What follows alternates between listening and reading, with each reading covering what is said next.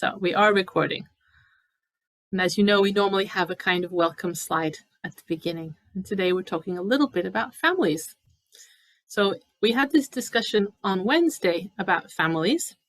At the bottom, I have got this thing about nuclear family. Okay, what is a nuclear family? I will put the little stamp down there. Okay, can you see? Bottom left. In England and in Europe, we often talk about the nuclear family. And that means just mother, father, children. Now, the small family. So when English people talk about their family, usually they mean mother, father, children. Okay? If we start to talk about the cousins, the aunt and uncle, you know, the bigger, wider family, we call that an extended family, which is over here. Okay, so do you have an extended family? And that was a new word for a lot of people. Let me just draw that, it's easier. I'm enjoying having annotations today. All right, so these are some questions. You can put your answers in the chat if you want. Like, do you have a big extended family? I mean, do you have a lot of cousins and aunts and uncles? Like my mother was one of 9 children. She had 8 brothers and sisters, my mother. Me, I'm an only child. It's just me. And my son, he's also an only child. I have only 1 child. So we went from 9 children to 1 and 1 over here. I wonder about your families. So Marcia Faris has a huge extended family. You don't know all your cousins. Yes. That's kind of like my mother's family. I know most of the cousins, but I don't know all of their children. 9 or 8 sisters? You really have 98? 9, yeah. 9, okay, good. You have a small family, okay. Nieces, yeah, small family. Yeah, that's hard. If someone's been adopted, then you're cut away from the extended family. Yes. Interesting. And then we wonder also, I'm just going to remove my little annotations here so we can annotate Zoom slides. I wonder who you resemble, who you look like. I'll show you my family and you can tell me who I look like, my mother or my father. I'll show you in a moment. So Liana is making a family tree. That's a good idea. That makes a very nice thing because we lose track of our relatives. You know, I know my mother. I remember my grandparents.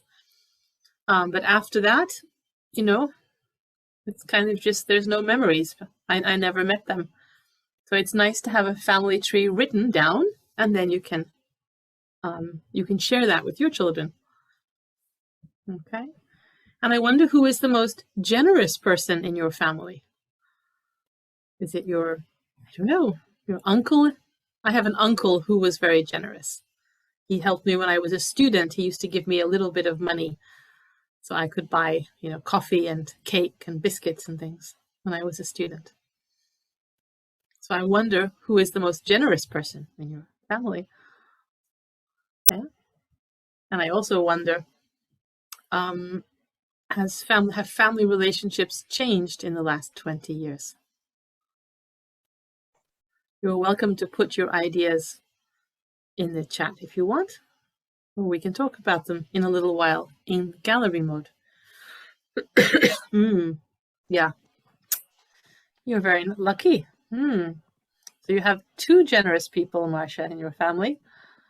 And Elaine thinks that she looks like her mother, and her father is the most generous person in her family. Clarice looks like her mom. Lovely. I'll let you see my family and you can tell me what you think. Oh, Later on today, you might want to have a pen and paper. I don't know if you want. It's sometimes useful in the webinar to be able to write something. Ah, interesting.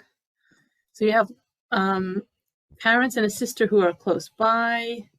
And Liana has found family members from 1400s. My goodness, that's a long time ago. You're doing really well with your family tree. Yeah, Roberto looks like his family. So what do you think about me? Who do I look like? That's my father and my mother. That's okay. You can come late, Elias. It's not a problem.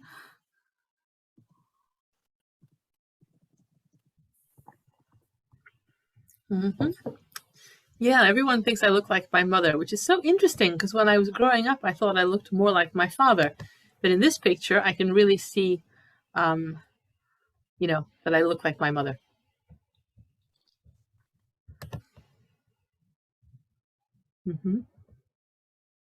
Okay. So let's move on a bit. I'm just curious. We all remember that raise hand signal, right? Because if you use that, you will pop up to the top of my list. Otherwise, it can be difficult to find people. I don't know how many we are, like 80 people, something like that. No, 42 people. We're 42 people in the meeting at the moment. All right, so if you use the raise hand signal, if you're on a laptop or computer, it will be under reactions. And if that doesn't work, you'll see it where it says participants, especially on the phone, I think. You'll find it there. Okay, so let's get started. So we're going to do some speaking activities. We're going to have some fun in the breakout rooms. Yeah. And I think I will leave you with this for later. We'll come back to it if we have time, because on the Wednesday session, we needed a lot of time in the breakout rooms. Oh, you have a big extended family, Kelson. That's interesting. Wow.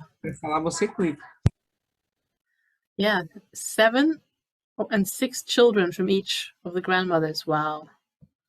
Cool. Very big. Okay, so maybe we will have a go at this. We would like you to go into breakout rooms in a minute and ask and answer some questions about your family. Okay?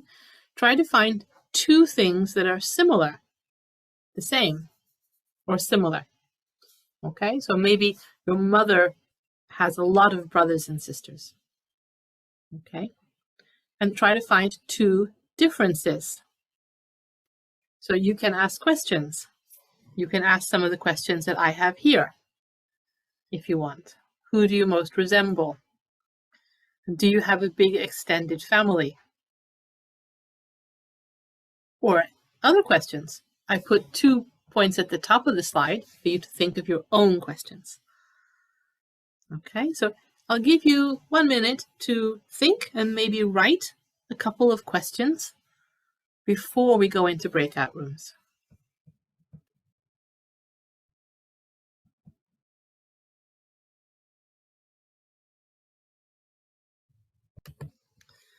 I gave you some time to get prepared before the breakout room task. So you wrote some questions where you thought about what you wanted to say. Okay, and then you went into the breakout rooms and maybe you found, I don't know, maybe 2 or more things which are similar and different. So with the students, if I suddenly jump on them and say, I don't know, Alexander, tell me a sentence. Alexander's like, oh, he's not ready yet. Maybe they did the task in Portuguese, right? Maybe they talked in Portuguese instead of English. So if I want them to explain what the similarities and differences are, I should give them some time. And I should give them maybe an example of what I want. So here's an example, right? For example, Carl and Maria have 2 sisters.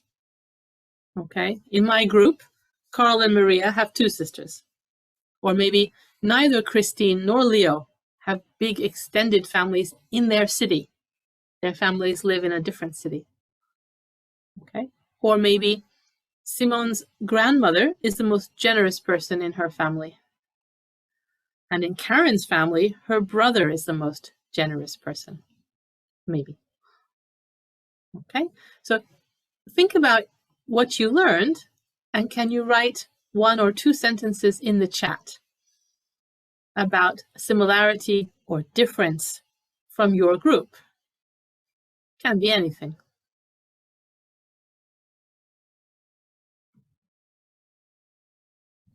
Yeah, I think it's wonderful to have everybody talking in these groups. Wonderful. Lovely.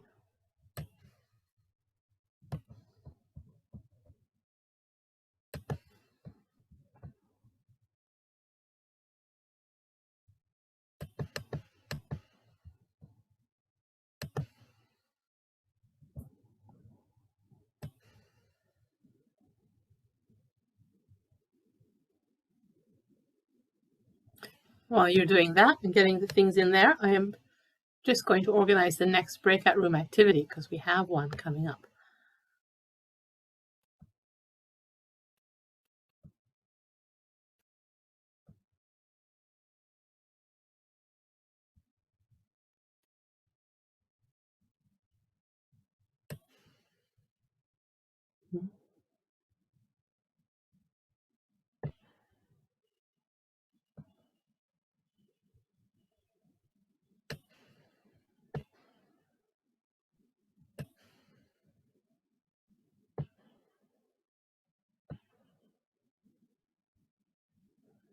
And then I will read some of the things from the chat, don't worry.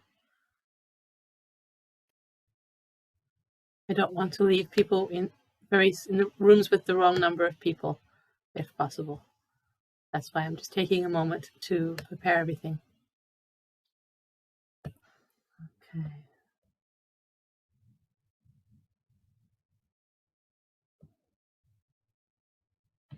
Good. So let's see what we have. Oh, wow, we have lots of things here. Don't worry about typing mistakes because when we type in the chat, we make mistakes. It doesn't matter. Wow. So Jalma told us that the closest person to him is his brother, and his brother is also his best friend. That's a lovely thing. I don't have any brothers and sisters. It must be wonderful to have a brother or a sister. Yeah, lots of things here. Oh, wonderful. So Elias talked to somebody called Marcia, who travels with her daughter and husband. And Elias thinks they are a family that loves adventures. Yeah. And in another group, Juliana says that they talked about the changes in the family. Yeah, I bet there are a lot of changes. Yeah, wonderful. Beautiful. Lovely sentences. I'll share some of those things later on. I'm keeping all of the chats from our meetings, and I'll share some of the highlights later on in the group. Okay? I'm wondering if you can do this with your students. Could you do this with the class? And if you would like to raise your hand, you're extremely welcome.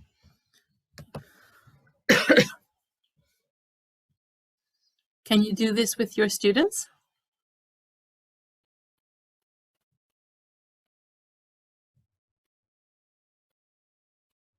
Yeah, Viviana thinks so. Does anyone have any questions?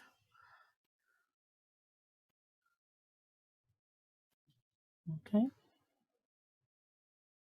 Sometimes to help them, I prepare the questions on a bit of paper. So I have my own list of questions, and then with scissors, I cut them, okay? And I give every student one question. And I ask them to repeat the question. All the questions are different, usually. Like, do you have any brothers? Or do you have any sisters? How many cousins do you have? Something like simple, depends on the level. And we repeat chorally the questions that we have got. Everyone has got a different question, so it's very funny. And I tell them you must memorize your question. Okay? I don't want the students walking around with a notebook reading the question. I want them to remember and say the question. So I go around and I take the pieces of paper back. So they have to remember the question. And then they get up and I say, ask your question to 5 people. They don't have to ask everybody in the class. That could take a very long time. Okay, maybe 5 people, 4 people, 6 people, but you can't ask the person sitting next to you, because otherwise they just turn and talk to the person next to them. They don't move around. So you must talk to different people in the class. So stand up and move, right? So they get up and they find the information, they go back, and then I give them 1 or 2, 3 minutes to write a sentence about what they learned. Okay, something which is similar or different about the people they talked to. Make sense? And after they have written their sentences, they are ready to say something. And if you do this regularly, after time, they don't need to write first. They get used to doing it. It becomes a habit, and they know that the teacher is going to ask for 1 or 2 sentences, so they start to prepare. Yeah.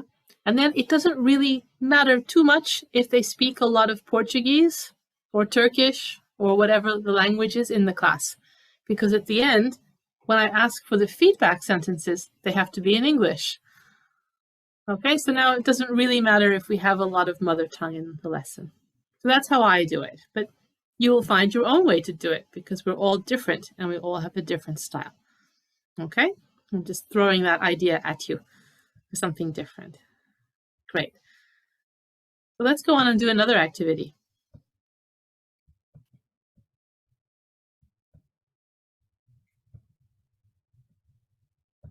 Okay.